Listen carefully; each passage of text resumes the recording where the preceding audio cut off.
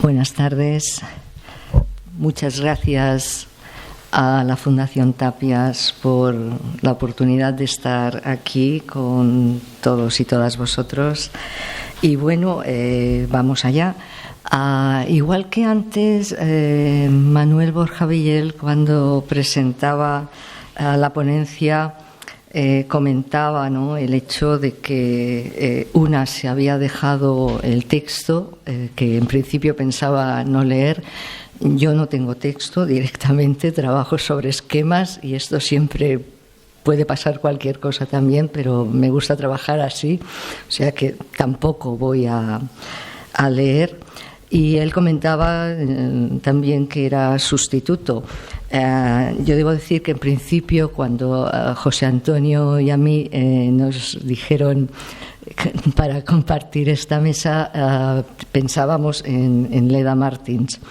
Y cuando de pronto, por problemas de salud, Leda Martins no viene y vemos que está Manuel Borja Villel, decimos, cielos, qué fuerte. Y es cierto, ¿no? Porque, claro, estamos acá y dice, si ya no pensábamos hablar de Tapias, ahora más complicado todavía, ¿no? Y pues bien, me parecía que hay que decirlo también en voz alta. Dicho esto, vamos adelante. El título es Tiempos de un oído, fragmento en singular de Tapias. Y lo de fragmento de Tapias es literal porque lo que voy a intentar explicar acá es cómo podemos hablar de tiempo y particularmente de tiempos desde la escucha y desde las organizaciones sonoras, desde esto que podemos denominar música, entendiéndolo en un marco acotado que es el que yo conozco básicamente, que es sobre todo la cultura occidental, porque más allá de algunas polifonías africanas, etcétera, etcétera, que podríamos hacer referencia, son elementos puntuales. Por lo tanto, este es el marco. Y además este es el marco también porque quise ceñirme en gran medida a las músicas que sabemos que también escuchaba Tapias. Por tanto, ceñirme a algunos de los compositores que se llevaba él a campings, ¿no?, como decía, mientras estaba en su estudio. Esto respecto a la primera parte del título. Respecto a la segunda, el fragmento, como decía, es literal. Voy a leer un fragmento de Tapias, con lo que voy a arrancar, y a partir de acá yo no diría que Tapias no va a estar, yo diría que va a estar en una especie de bajo continuo silenciado, quizás, que ya saldrá más adelante. Parto de una referencia que además Judith acaba de hacer también y me parece obligada, ¿no?, que es El juego de saber mirar, publicado después en La práctica del arte, donde leo, Tapias escribe: mirad a fondo y dejaros llevar plenamente por todo cuanto hace resonar dentro de vosotros lo que nos ofrece la mirada, como quien va a un concierto con el vestido nuevo y el corazón abierto con la ilusión de escuchar, de oír sencillamente con toda la pureza, sin querer a toda costa que los sones del piano o de la orquesta hayan de representar forzosamente un determinado paisaje, o el retrato de un general, o una escena de la historia. A menudo se querría reducir la pintura a esta mera representación. Aprendamos a mirar como el que va a un concierto. En la música hay formas sonoras compuestas en un fragmento de tiempo. En la pintura, formas visuales compuestas en un pedazo de espacio. Hasta aquí la cita. De Aprendamos a mirar como quien va a un concierto, me interesa particularmente el modo en que se plantea aquí en la música y formas sonoras compuestas en un fragmento de tiempo. A partir de aquí me gustaría poder ir abriendo el hecho de que podemos entender evidentemente una música como formas sonoras, diferentes formas en un fragmento de tiempo. Y la pregunta es, ¿este fragmento de tiempo qué es? ¿Es un tiempo lineal en el cual la música transcurre? ¿Qué tipo de tiempo es este, no? Me da la impresión que si atendemos particularmente a los distintos tipos de música, nos damos cuenta de que podríamos decir también que la música es creadora de tiempos. La música engendra multiplicidad de tiempos en los cuales podemos hablar, evidentemente, de fragmentos, pero con esas creaciones la música está modulando esto que podríamos entender como un marco en el cual ocurre ese fragmento, un marco lineal que puede ser simplemente el discurrir, el durar. Pero aún esto va a ser cuestionado. Pongamos, por ejemplo, el planteamiento que se suele hacer de la música tonal, de la tonalidad, ¿no? Una tonalidad en la cual se supone que partimos de un sonido central y a partir de aquí toda la melodía y la armonía van a ir desarrollándose, pero siempre girando en torno a una atracción que tiene que ver con ese sonido central. Aquí podríamos decir la tonalidad, como se ha dicho muchas veces, es una música discursiva, porque el planteamiento que hay es la del lenguaje musical como discurso. Y no sería errado, porque ciertamente hay una voluntad discursiva en gran parte de la música tonal, pero cuando nos acercamos con más detalle y escuchamos esta música, nos damos cuenta como esto también es impugnado.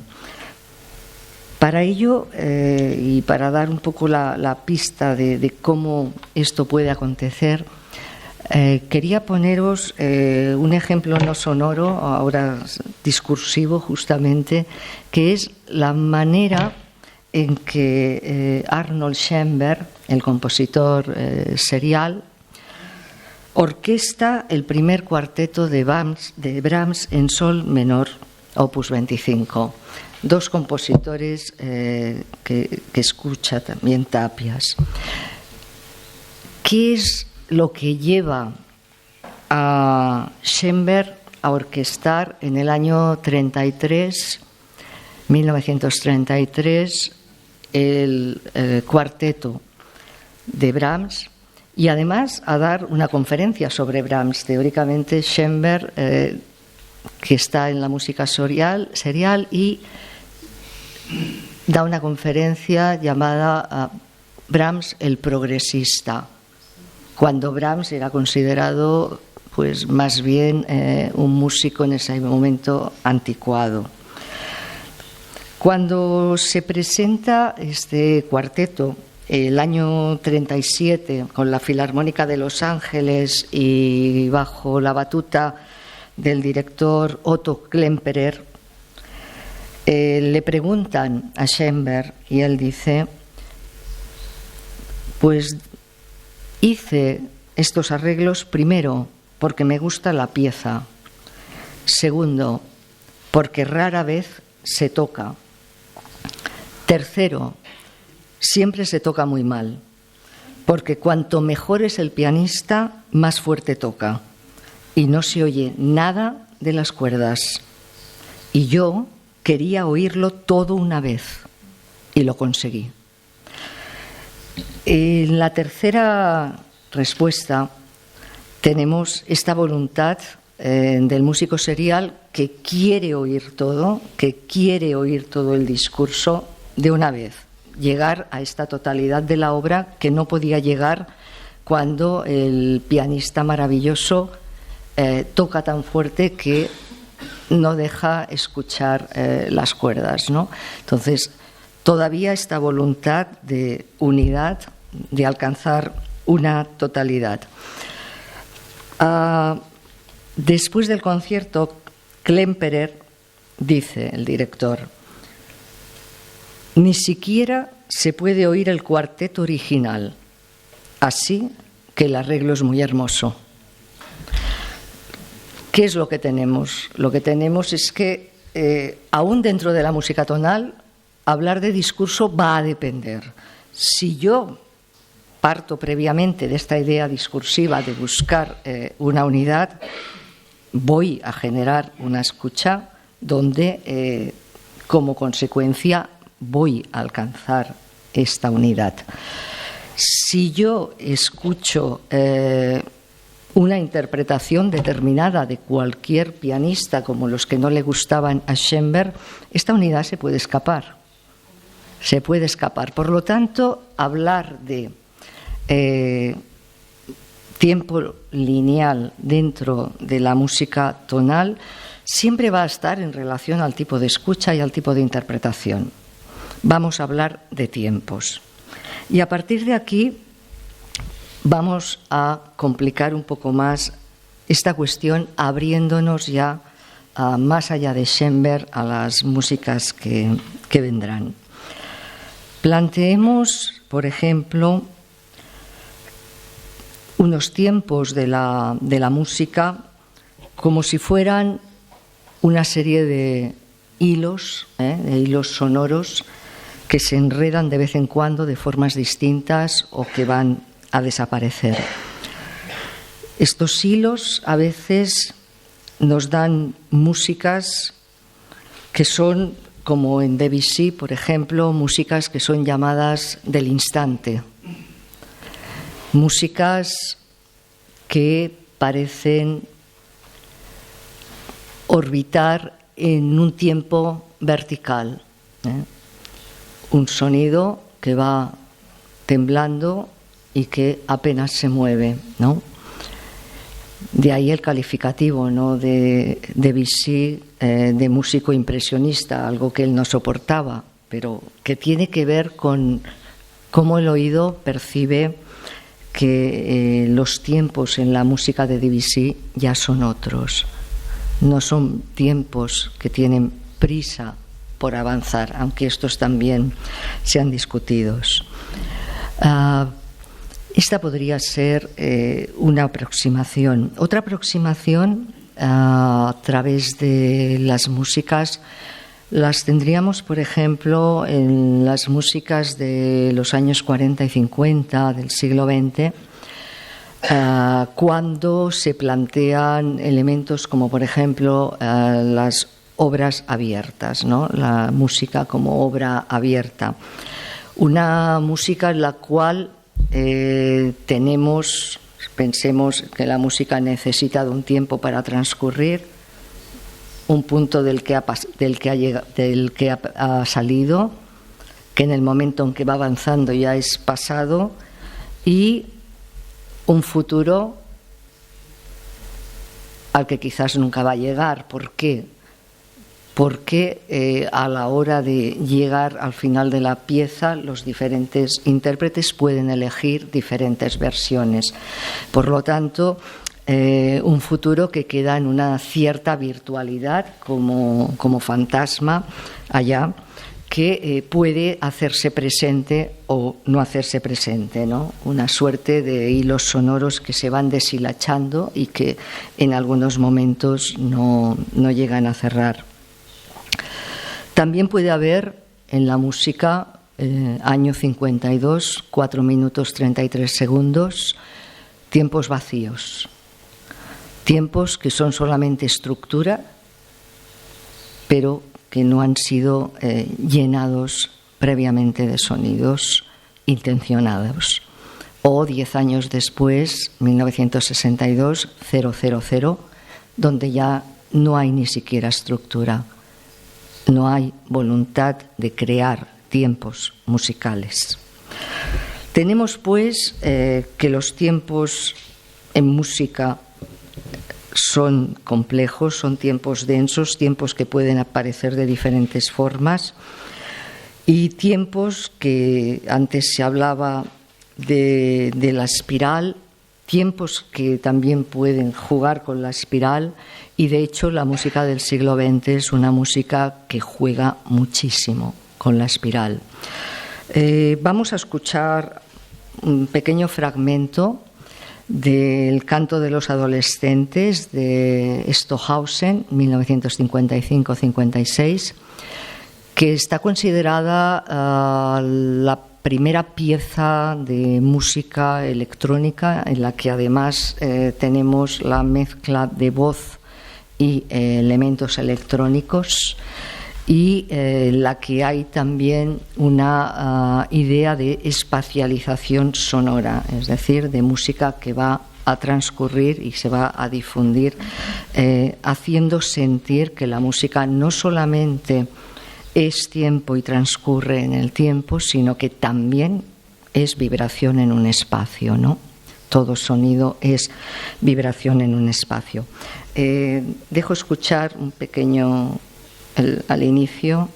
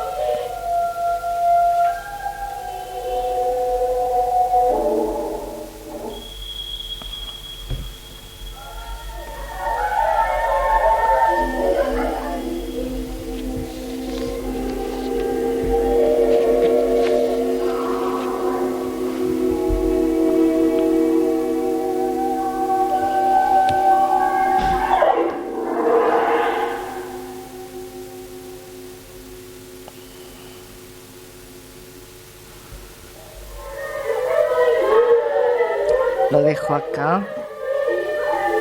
Todo este primer inicio estaba jugando con este tiempo espiral, estos sonidos que iban rotando. Está trabajando con un trabajo de 3-4 sonidos que van rotando y crean esta ilusión, como si partieran de un centro que va enroscándose sobre sí mismo hasta llegar arriba.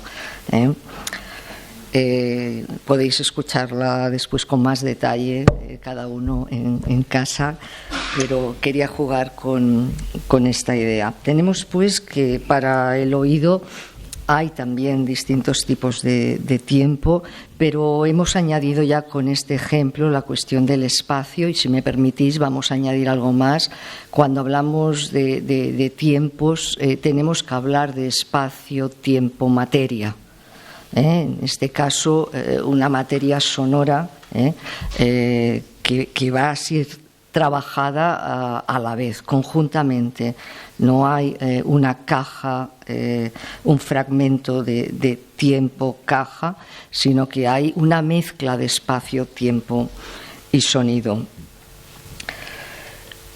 Siguiendo con esta cuestión de espacio, tiempo, materia, que es el propio sonido, habría que plantear entonces la cuestión del tiempo como una experiencia del tiempo, como maneras en las cuales la propia escucha, y cuando hablamos de escucha hablamos del propio cuerpo, del propio pensamiento, modula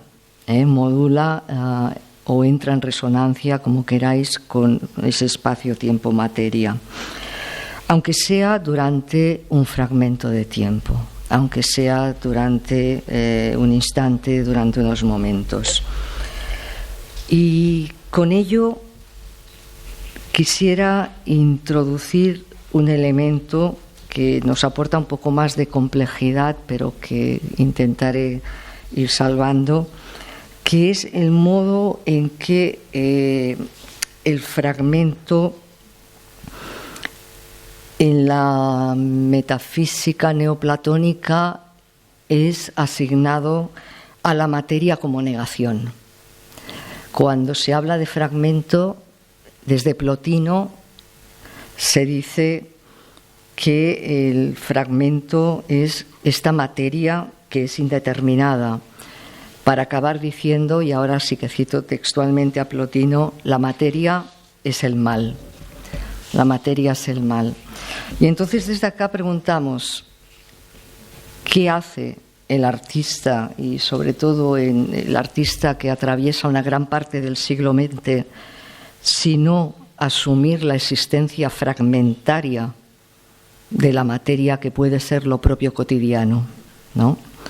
¿Qué hace este artista que se fija en la vida cotidiana, en esta vida que pasa desapercibida? ¿Por qué? Porque es una vida sometida teóricamente a un ritmo siempre igual, continuo, se dice, banal, previsible, el ritmo común.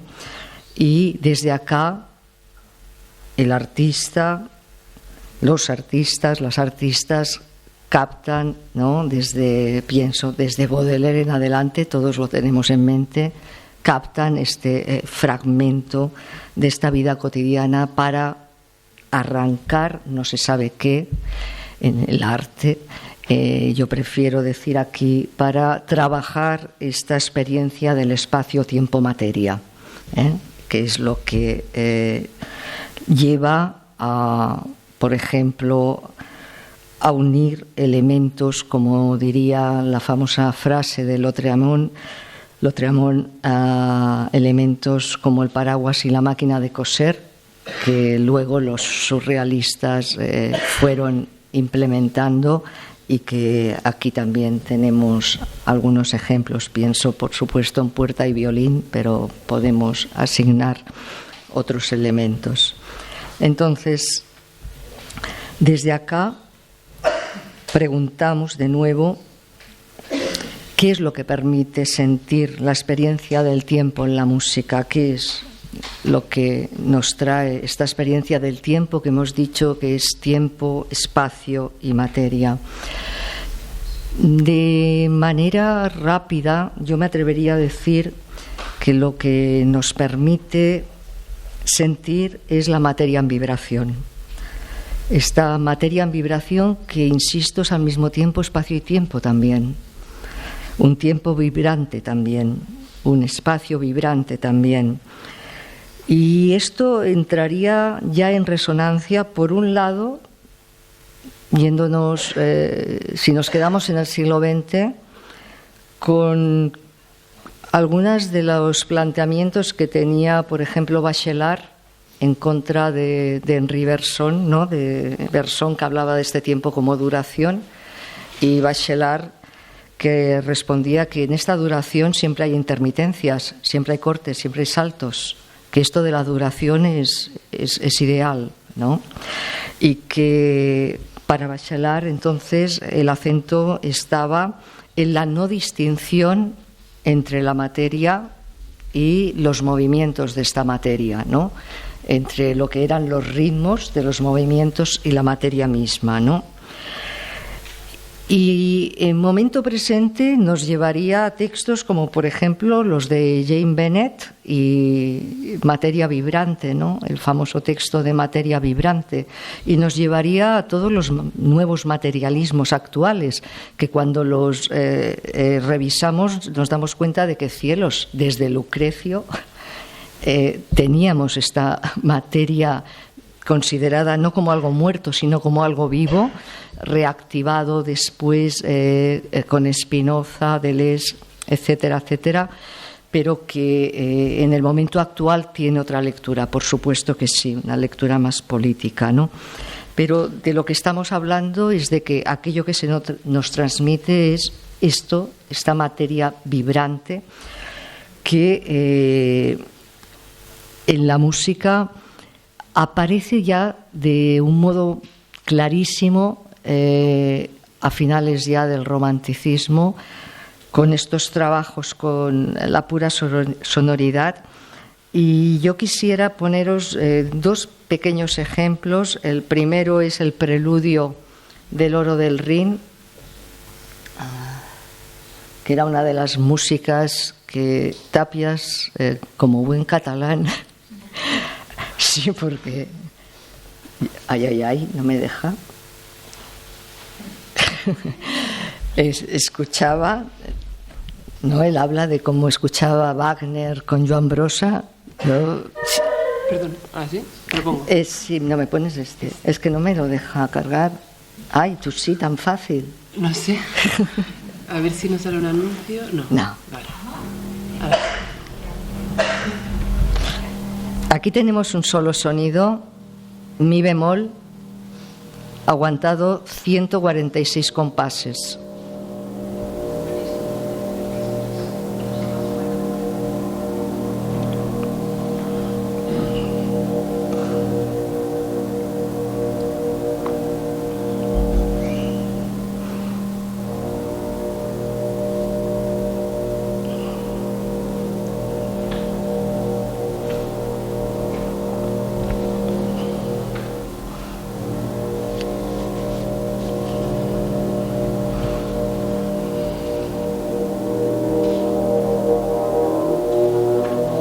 Y ahora ya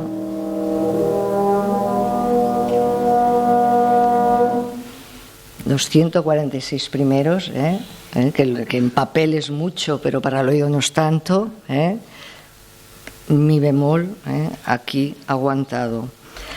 Y de acá nos vamos al último ejemplo. No sé. Ahora sí.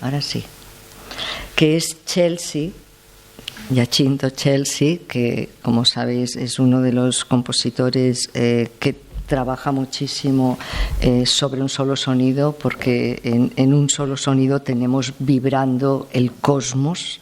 Aquí ya esta metafísica, sí, en Chelsea, que es otro de los compositores que escucha Tàpies.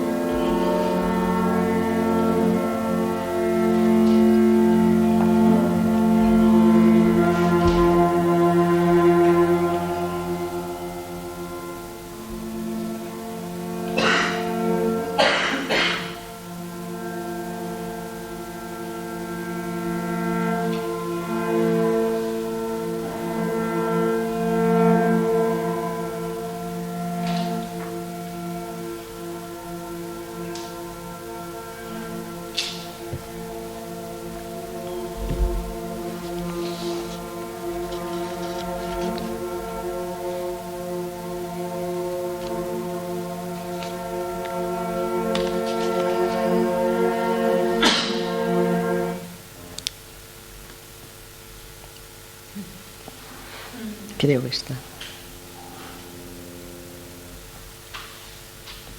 Vale. No he dicho la pieza es Dharana. Dharana, que es una de las fases del yoga, no me preguntéis cuál, porque no soy experta en, pero sí que sé, es una pieza del año 1975, y Dharana, lo que sí que sé es que es el momento de máxima concentración antes del inicio de la meditación. Entonces, tenemos también, lo que me interesaba es para el oído, ¿no?, esta escucha de esta materia en vibración a través del trabajo sobre un solo sonido, en el cual pues puede haber, ¿no?, para Chelsea el cosmos, si queréis, Y aquí pueden entrar pues desde espiritualidades, otro tipo de elementos, pero me interesa particularmente este nexo espacio-tiempo-materia, materia vibrante, sé que me toca ir cerrando, materia vibrante que es al mismo tiempo lo que podríamos llamar, como en Henri Focillon, las vidas de la materia, ¿no? Vidas de la materia que pueden ser entendidas de diferentes maneras, según los contextos, las culturas. En los años 40 esto se entendía como estructura y acción, como un dar forma. Nosotros podemos entenderlo como dar forma sin ser figura, como diseminaciones, puede tener distintas modulaciones, ¿no? Lo que interesa es darse cuenta, y ahora ya doy el último paso y cierro, que comprendida así, la materia en vibración y la escucha de la materia en vibración va ligada a la corporalidad, y cuando decimos que va ligada a la corporalidad, va ligada al ojo, va ligada a la mano, que después, si tiene las ganas o la capacidad o ambas dos, puede dar lugar también al trazo, al gesto que se compone en el interior con la escucha de esta amalgama, y puede decidir también dejar las trazas, sea